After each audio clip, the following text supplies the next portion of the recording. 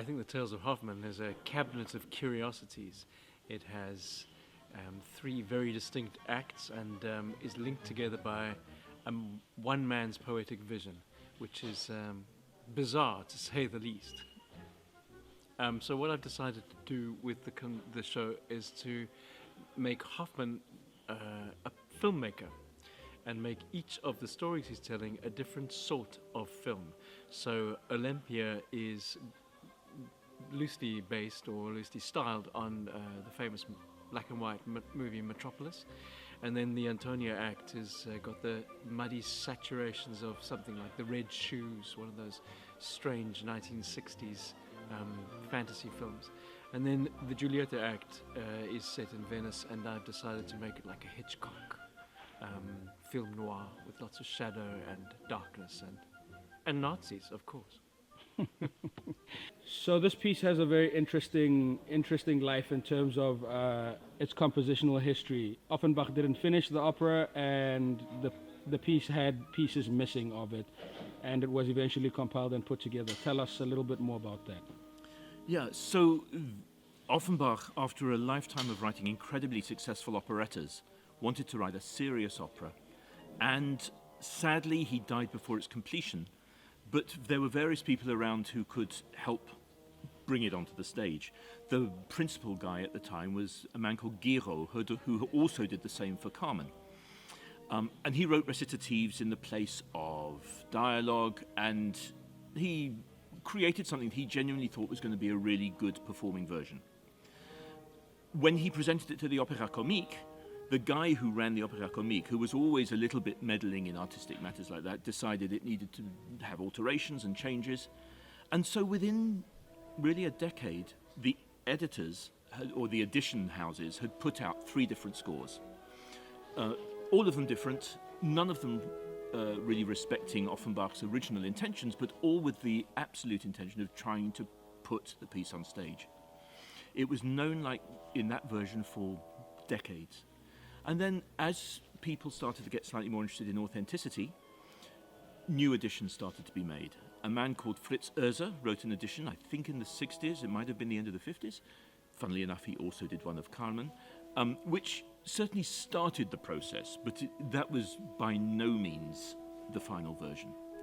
Then, in the late 80s, early 90s, a man called Michael Kay found some extra material and thought, no, I can do something really authentic with everything that we've got. And I was actually involved in one of the very early productions of the Michael Kay version of the English National Opera at the beginning of the 90s. Poor man, within a few years, a whole load more manuscripts were found in a basement somewhere. So his version was rendered obsolete already. But he then collaborated with a man called Keck, and they have produced an edition which has a huge amount of music in it, which actually bears little relation to the version we all know. But which is probably the most authentic thing we're going to get.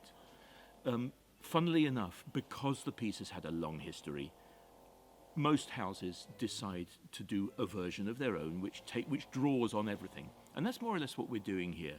We're doing basically the version that it has been known in for decades and decades and decades, but we're taking some key moments, some key additional moments from the new editions, particularly at the beginning, where we're introducing the muse early, and at the end, where we're bringing Stella back and we're having a real proper apotheosis.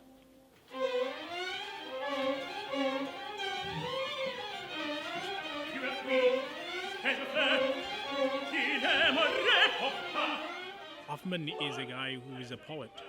He's a poet, a guy who's very talented, but when the music starts, it starts at a dark time for him where he's like washed up, he has no inspiration. So along the journey, he takes us through the stories of his lovers. That would be Olympia, Antonia, and Giulietta. But all these women are in the form of one woman that he's truly in love with. That is Stella, that we see on the start of the prologue. So, yeah, Hoffmann is a depressed, washed-up poet. But yeah, so we see the transition from him being we see the transition from him being a young person getting to be inspired, and then up until his downfall or his demise as a poet. So we got both our beautiful Antonias here. Woohoo! Period. Tell us a bit about that role. One You of go you can lead. start. Well, this is my first ever role, and it's. I feel like for my first role, it feels like home. It's more like the repertoire that I like to sing. It's not fast and it's romantic, which is what I love. It's very chilled, and going into it, I had to do a lot that I struggled with, which is connecting a song with my eyes, the emotion and everything. So it was a challenge, a good one, and I think for my first role, I've done well so far. I think so Can't too. complain. Thank you. I second that motion. Thank you. Nontobeko, I also think that this is my first role, guys. what you're doing amazingly as Yeah, well, by thank the you. way. Yeah. I think I've done very, very well, and I've learned a lot, which I'm still gonna learn more in the future. Yeah, it was a good role for me. I really enjoyed the music, everything. Yeah, that's all I can say. It's crazy to think both of you it's your first role, because Yeah. I would have never thought it's your Right? first role. Yeah. Right? It's really, really I amazing. think I went into it with, okay, here's a secret. I was scared that I was paired with her. She is amazing vocally. So like going into it, I was like, okay, I need to make up for it in my acting and everything. So I would watch YouTube videos and see how they acted it, and I would like just do the exact same thing. But I feel like we're both amazing Yeah. vocally, both Yeah. amazing in like dramatically as well. Yeah. So it just, it just fit, and the vibe and energy between us on and off stage is amazing. It's which helps amazing, a yeah. lot. Having to like being on stage and then seeing her backstage like cheering me on, it's amazing. Your sisters on Yeah. stage, Basically, like supporting basically, each other. Yeah. Beautiful, man. Yeah. Beautiful. Nah, thanks, yo.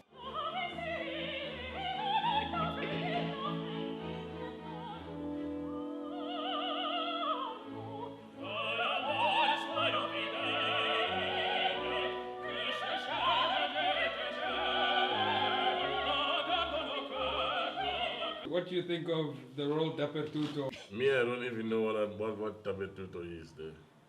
I'm just just singing the aria. what you just Wait, you must prepare. I'm gonna leave it, mate. Dappertuto is one of the four villains in the opera. And of course, here, just like the other villains, which is Lendorf, Coppelius, and Miracle, Dr. Miracle. They're always disturbing Hoffman's relationships.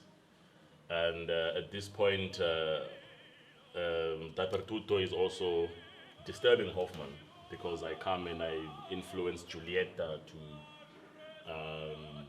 to sort of like bewitch you, like he did to Schlemil and things like that. So I'm more like an evil guy here, and here to be an obstacle in Hoffman's way. Tell me a bit about your role and how you feel about it and everything. I'm so excited to do a pants role. I mean, nothing new for mezzo, but this one has been such a nice learning experience, and it's wonderful music to sing. I get to sing throughout the range of a mezzo, and it's so exciting. Cool. And how does it feel to be playing a boy? It's fun. You guys come with no hassles at all. We don't. Are you sure? In the character, I'd say. Yeah. So you like just being on stage, like man spreading and just I had to practice it though, I must be honest. Yeah. It didn't come very naturally, but I think now I'm pretty okay with it. Cool. And what do you think of Hoffmann as an opera? It's definitely something different, and although at first I thought, I'm not sure about this, some of the music stuff is so geniusly written, with the themes returning in such important spots in the opera. Wonderful, and how nice to have that whole prologue added. I think the decision was a good one. So it's my opening night tonight. It's going well. It's interval now. Yeah, I'm having a great time. It's a crazy role. It's a role that I never thought I'd ever get to do because I always thought it was a very big role. I always thought that the role, needs a much older person and a much more experienced person, and it just turns out that I'm at that experience level now.